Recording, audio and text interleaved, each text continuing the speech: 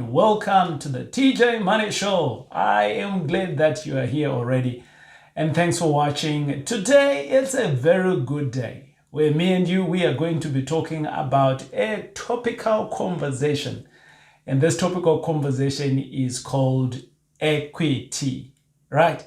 So I want to cover two things into this here. I want to cover specifically, how do you get equity? Someone sent me an email, actually maybe around about 8 people, they sent me an email and in different times obviously, and they were asking the question, TJ, how do I extract my equity that is sitting in my property? I bought my property 5 years ago and I think I've got some good equity.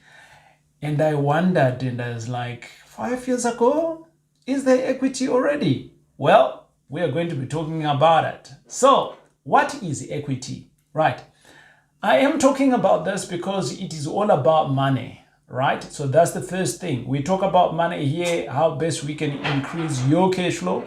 That's the first thing that we do, and how else you can do business to increase your cash flow, and how else you can get some skills from other entrepreneurs and obviously to increase your cash flow. So everything that we do here is to increase your cash flow. So what is equity? Today's topic, if it is a little bit complicated, I would like you guys to replay and play again and replay and play again, or ask the question in the comments. Yeah, and I will certainly come back to you. So, equity. Equity is basically when you have a property that you have bought. So, there are a number of ways in which you can obtain equity. But what is equity anyway? Right. So, we have all seen that there is properties all around us. All of those properties means that someone owns that property. I'm going to have this conversation assuming that you have bought the property, whether it is for an investment or whether it is a property that you are staying in.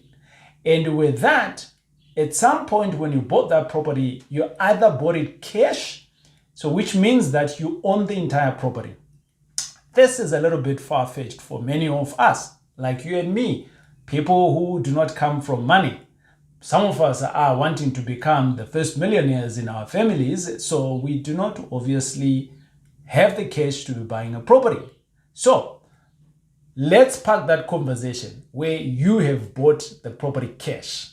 But before I park it, if you have bought a property cash for 500,000, you forked out money, 500,000 out of your pocket, it basically means that on that asset, you have equity of 500,000. But hold on. Tomorrow, that same property might be at the value of 600,000. Basically means that the equity on the property now is 600,000. So the value of the property is what is actually referred to as equity. But let's take an example. Like you're like me, you like to go to the bank and you borrow some money. So we've packed that conversation, yeah? And now we are on to another one, which is step number 2. You have gone to the bank and the bank has given you some money, and this time around you bought a property for 1 million rand.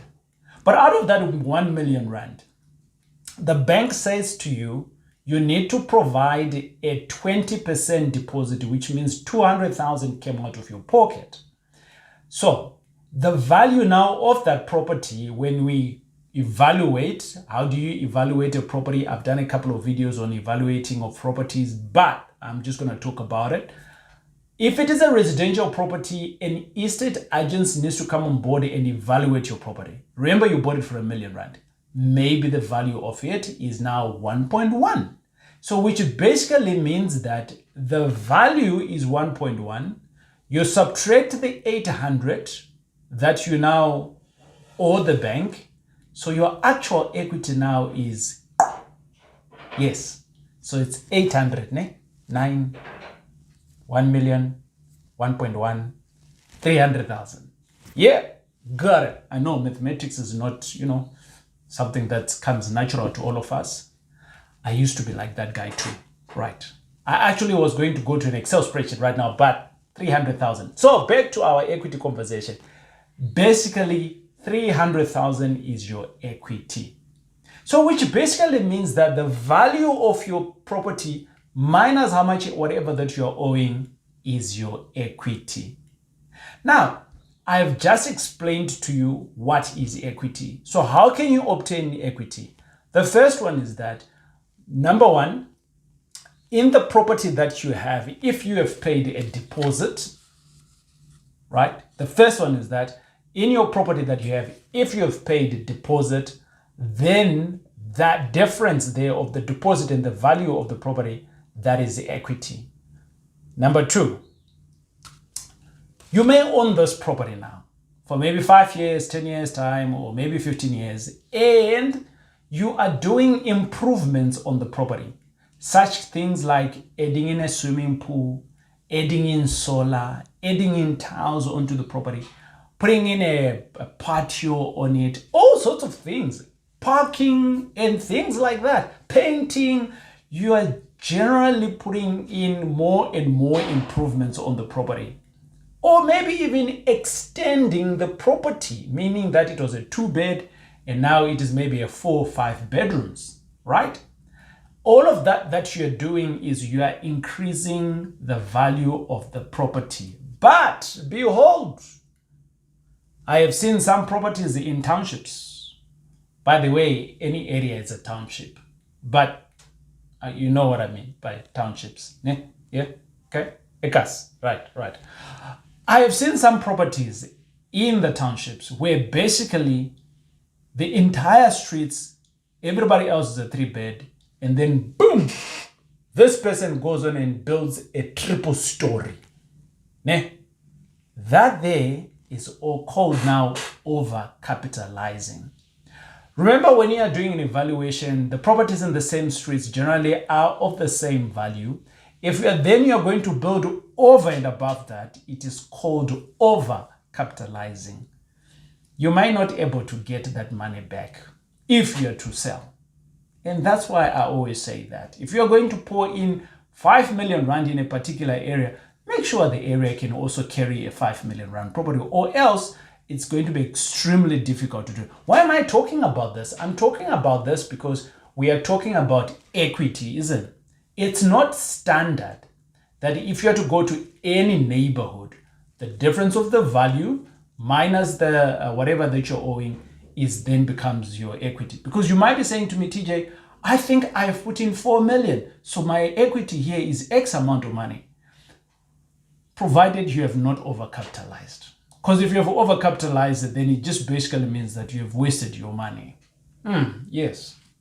And hopefully maybe the market will grow with you over years. I don't know, right?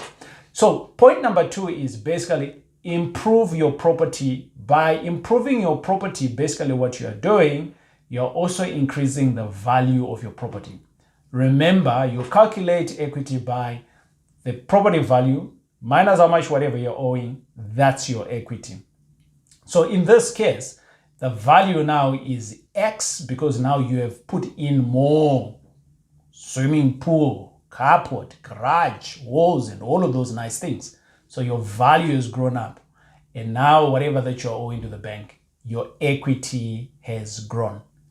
That is also what I can call a forced appreciation. You're forcing the property to go up in price. The third way in which you can do it is, I like to call it forced appreciation. Forced appreciation is when you actually take a property and then you change the land use of a property. So let me give you an example. I like these places, in townships or even semi-busy areas. And basically what they do is, I see they convert a house into a boro store. They convert a house into a chisanyama. They convert a house into some form of a business. But the property is actually still residential.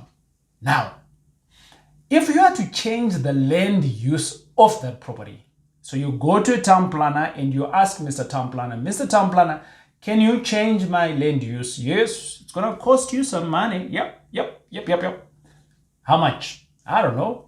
Town planners differ. I think plus minus 100,000 at the time of recording this. And depending on who you're going to be using, obviously.